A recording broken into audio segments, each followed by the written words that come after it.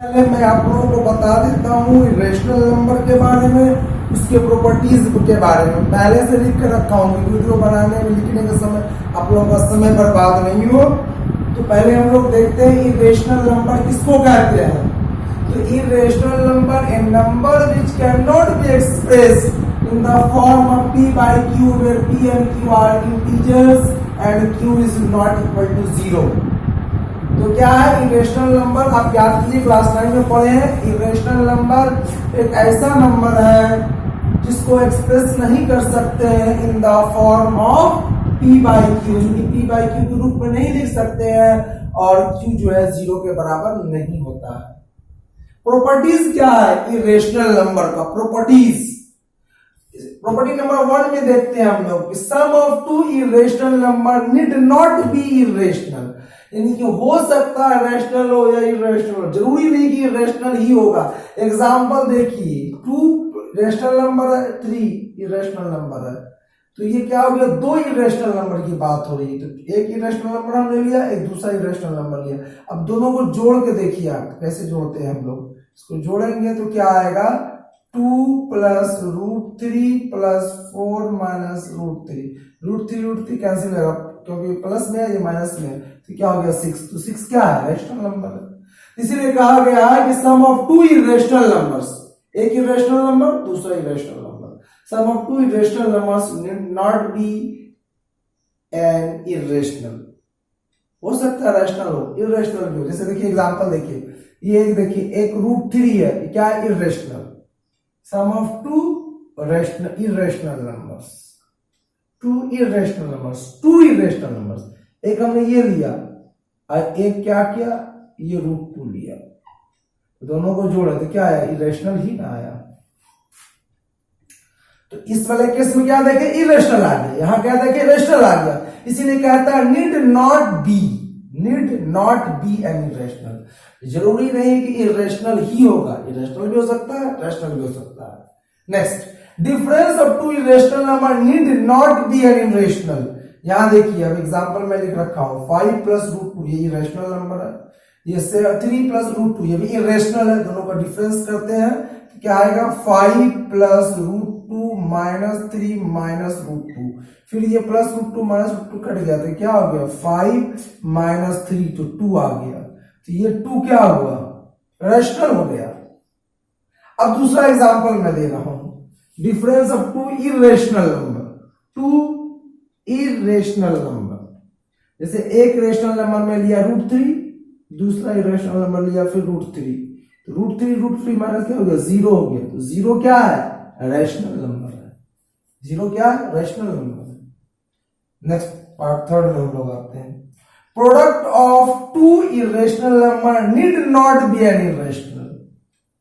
Product of 2 irrational numbers, देखिए एक irrational number है, फिर एक दूसरा इरेशनल नंबर मैं लेता हूं, √2 मान ले मैंने लिया, क्या आ जाएगा? √6 हो गया।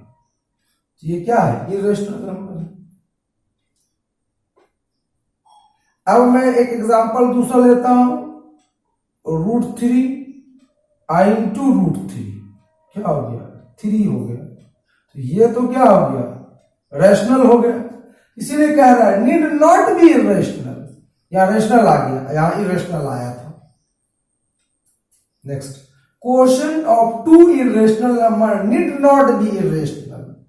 क्वोशंट यानी कि इसको हमको डिवाइड करना। मान लीजिए एक रेशनल नंबर हम यहां पर लिए है 2√3, इसको डिवाइड कर देते हैं √3 से, तो √3 कट गया तो क्या आया? 2 आया। तो 2 क्या है? रेशनल नंबर हो गया।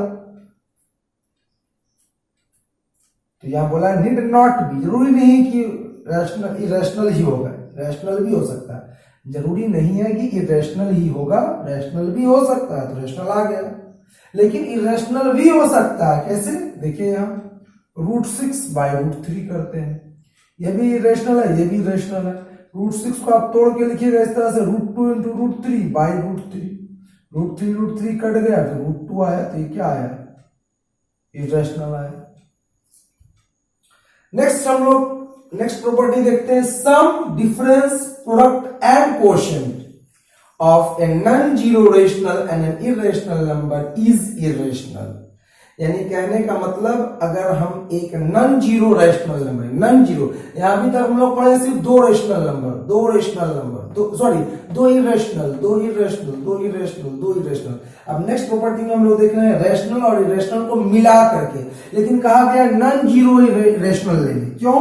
क्योंकि अगर जीरो ले लेंगे, जीरो भी रैशनल नंबर है, मैं यहाँ पे बताया जीरो भी रैशनल नंबर है, तो जीरो को लेके अगर हम करेंगे तो फिर हम लोग को रिजल्ट कुछ और आ जाएगा। तो जीरो वाला केस एक एक्सेप्शनल केस है, उसको बाकी छोड़ करके हम लोग बात करते हैं कि जीरो रैशनल नंबर जो उसको छोड़ करके बाकी कोई भी नंबर लेते हैं और एक इरेशनल नंबर लेते हैं, तो उसका सम, उसका डिफरेंस, उसका प्रोडक्ट, उसका क्वोशिएंट इरेशनल ही आएगा।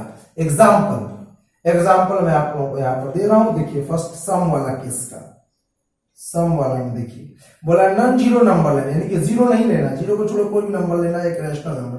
तो मैंने ले लिया एक रैशनल नंबर 2 और एक इरेशनल नंबर ले लिया, मान लीजिए √3। प्रोडक्ट सब इसको जोड़ना है, सम बोला है, तो सम करेंगे तो क्या आया ये 2 + √3, तो 2 + √3 क्या हो गया? इरेशनल हो गया। या मैंने बता देखिए इरेशनल। अब डिफरेंस का एग्जांपल देखिए, डिफरेंस में एग्जांपल क्या देखेंगे हम लोग? नॉन जीरो नंबर लेना है। अगर जीरो नंबर लेते तो क्या होता? मान लीजिए इस वाले सम वाले में जीरो लेते तो क्या होता? 0 + √3, यहां क्या होगा?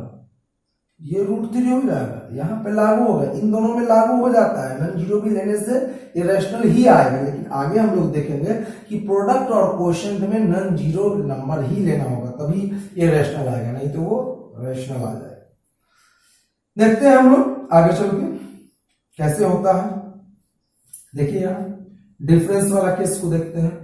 डिफरेंस में क्या है? मान लीजिए हमको बोला है नॉन जीरो रैशनल नंबर लेने, तो पहले हम लोग जीरो वाला लेके देखते हैं। 0 - √2, तो क्या आया हमको? -√2 आया। तो ये तो इरेशनल है, कोई दिक्कत नहीं है। लेकिन अगर नॉन जीरो लेते हैं तो मान लीजिए हम ले लिए 5 ले लिए, अब माइनस एक इरेशनल नंबर, तो ये दोनों देखिए क्या हो, ये इरेशनल हो।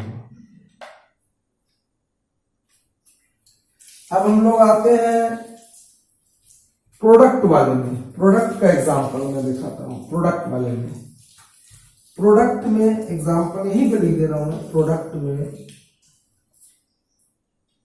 में बोला है नॉन जीरो लेने के लिए। अगर हम जीरो लेते तो क्या होता? देखिए मान लीजिए हम जीरो ले लेते, क्योंकि रैशनल नंबर बोलेगा 0 आया, √2 ले लेंगे तो क्या आएगा? 0। कोई भी नंबर को मल्टीप्लाई कर दो 0 आता, तो ये फिर क्या आ गया? रैशनल आ गया ना।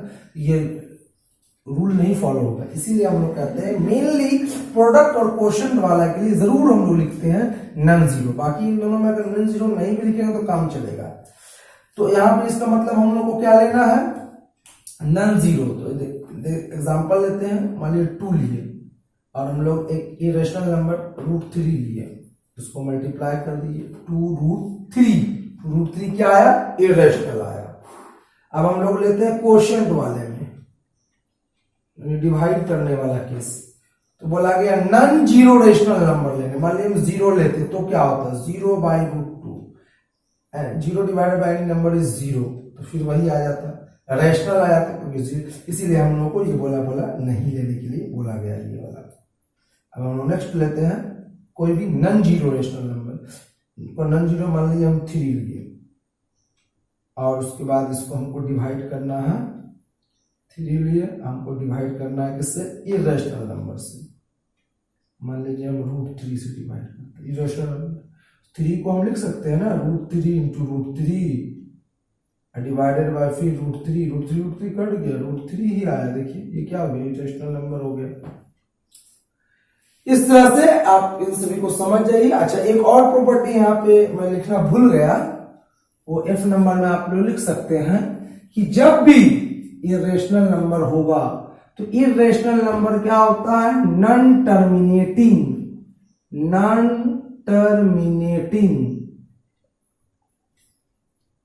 एंड नॉन रिपीटिंग डेसिमल के रूप में हम एक्सप्रेस कर सकते हैं। यानी इरेशनल नंबर याद कैसे रखिएगा आप? इर लगा हुआ है यहाँ पे, इर अब देखिए टर्मिनेटिंग में भी नन लगा हुआ है, रिपीटिंग में नन, यानी कि एक्स्ट्रा वर्ड जो लगा हुआ है यहाँ पर वही एक्स्ट्रा वर्ड आपका यहां पर लग रहा है।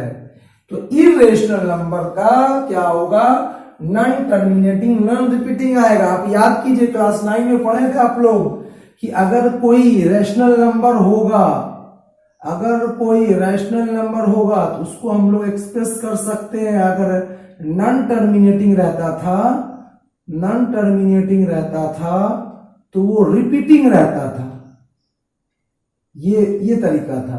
या हम लोग उसको एक्सप्रेस करते थे अगर टर्मिनेटिंग रहता था तो नन रिपीटिंग होता था, नन रिपीटिंग यानी किसी एक में नन लग रहा था, ऐसे आप लोग याद रखिए। लेकिन यहां याद रखिएगा दोनों में नन लगेगा क्योंकि इसमें पूरे में आगे में एर लगा हुआ है।